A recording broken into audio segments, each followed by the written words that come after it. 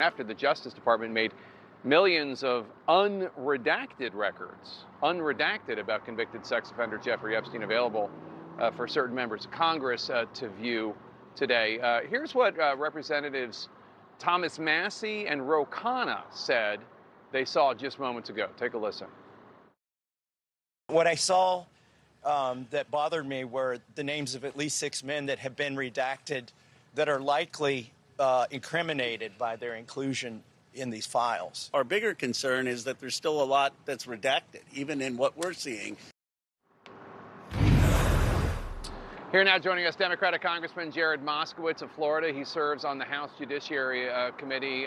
So, Congressman, you got a look at some of these files today. The Epstein Files Transparency Act only allowed the Justice Department to withhold the personal information of the victims, the survivors, and material that would jeopardize active federal investigations. Did the redactions that you saw comply with the law? And tell us what you saw that concerned you. Well, thanks, Jake. Thanks for having me. First, let me say, obviously, we're all hoping for Savannah's mom's speedy return to her family. So first of all, you go into the Department of Justice today, you go to the 10th floor of a building, there's nobody who works on that floor. You go into a room with 4 computers. The system that they set up for us to view these documents has a 24-page handbook on how to use it.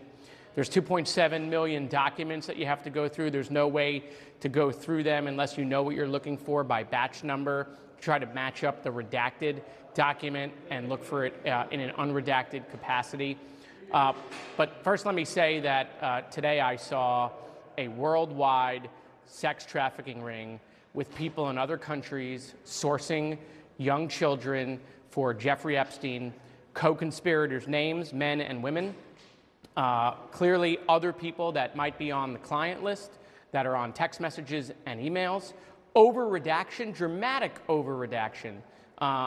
It looks like intentionally so. And then documents that are still redacted. And when we asked why these were redacted, that's because they were submitted into this electronic system redacted. And the people that were at our disposal to ask those questions did not know why they were still redacted, Jake. Could you identify any of the names of individuals who are mentioned in the files that concern you? And if you're afraid of doing it with me now because of fear of lawsuit, there is the speech and debate clause of the Constitution. Obviously, you could go to the floor of the House and you could say it and not be sued. Can you tell us anybody? Well, Jake, we have Pam Bondi coming to the Judiciary Committee hearing on Wednesday, as you mentioned. It's the first time she's coming to the Judiciary hearing. She's the only cabinet secretary yet to appear in the House on the Committee of Jurisdiction. And I think we're going to give her the opportunity to start naming people. I think that's what Thomas Massey and Ro Khanna have talked about. Obviously, these names need to come out. I think the DOJ needs to release an unredacted version of these documents while still keeping the victims' names secure. But there are clearly co-conspirators in here that they can name. Okay, I mean, in the documents I saw, we got pictures and their names. They're talking about sourcing girls. There's people in Paris. There's people in Russia. There's people in Czech sourcing girls for Jeffrey Epstein, and then other people talking about these girls being sent to them. They refer to them as, we're dropping the child off. I mean, it's really gross, Jake, on how these people are talking about this stuff in text message and email. I think the American people need to see it and understand that this is a worldwide network that Jeffrey Epstein was running. Today, Ghislaine Maxwell's attorney said she's prepared to speak fully and honestly. She took the fifth with the House Oversight Committee earlier. But she said she'll speak fully and honestly, but only if given clemency by President Trump. And her attorney, essentially at the same time, was saying, hey, Ghislaine Maxwell is the only person who could clear President Trump and President Clinton and say they're innocent of wrongdoing. Some people might see that as a quid pro quo. What was your reaction? That's exactly what it is, Jake. First of all, why was she moved from the maximum security prison? Why did Todd Blanche move her? I hope we get an answer from Pam Bondi on Wednesday. Nobody seems to know why she was moved. Who directed that? What was that exchange for? By the way, when she talked to Todd Blanche, she didn't claim any Fifth Amendment privilege, and so her right to remain silent. So all of a sudden now, I mean, this is another failed, Comer, hearing that he has where he says Ghislaine Maxwell's coming in to talk and we're going to get the truth, and when we get nothing. She needs to go back to that maximum security prison. There should be no deal for clemency for her to bail anybody out.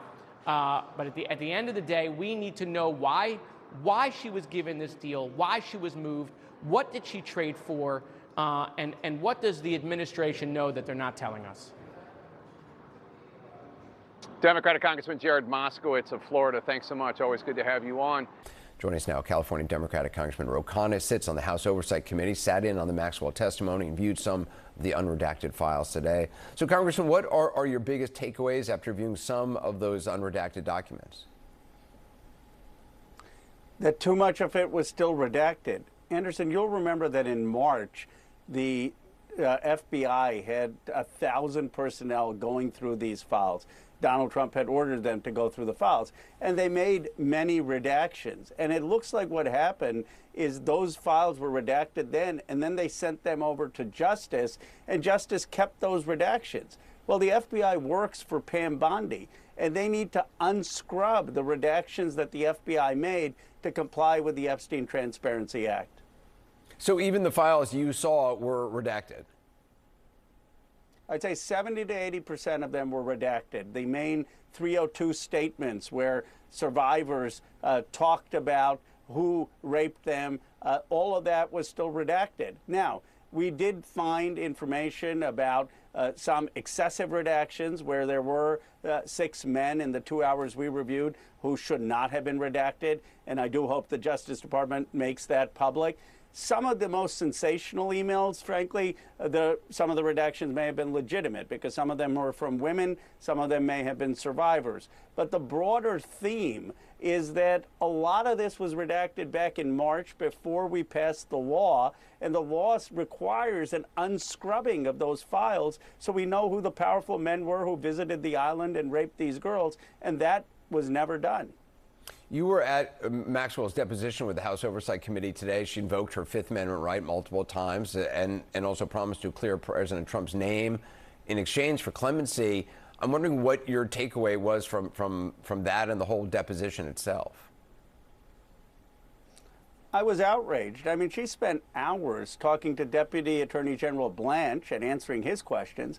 Yet when it came to the Oversight Committee, whether there were Republican or Democratic questions, she took the blanket Fifth Amendment, even when we were asking her nothing about incriminating herself, just asking her who else came to the island. Who else do you know that could have trafficked in girls? And then she says, well, I do have this information. I know this information, but I'm only going to share it if you give me clemency and don't have any prosecution. That's not how things work. She should be sent back to the maximum security prison.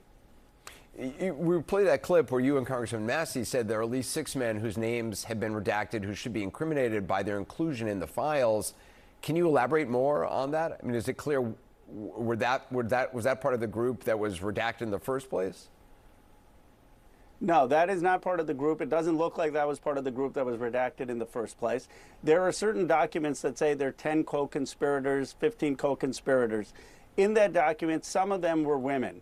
Now, I don't know if those women were survivors or not survivors, but we give the benefit of the doubt to Justice. Maybe those were survivors who also happened to be co-conspirators and they appropriately redacted them.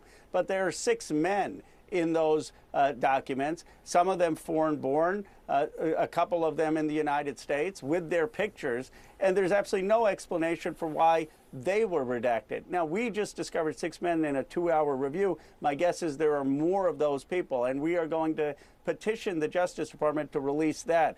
That could have been incompetence and a cover-up. The broader cover-up, though, that I'm concerned about is the scrubbing that took place in March in the FBI files, where all of this redacted information was then sent to the Justice Department. I think U.S. attorneys looked at it in good faith, but they were looking at documents that were already redacted. So when I said to the Justice Department person, who was very nice, helping me search through the documents, I said, why are these redacted? He said, well, sir, we got them this way. So we just are putting them up in the form we got them. And that is the big issue that needs to be addressed. Congressman Ro Khanna, as always, I appreciate your time. Thank you.